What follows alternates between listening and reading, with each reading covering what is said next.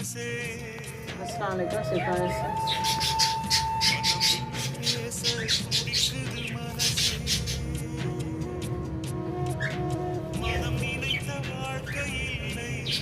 மதியம் சாயந்தரம் அது என்கிட்ட வந்தா. அதுக்குள்ளே என்னாச்சோ தெரியல, ஆனால் சோகமாக ஒரு மாதிரி இருந்தா. இறந்துட்டு இருக்கோம்.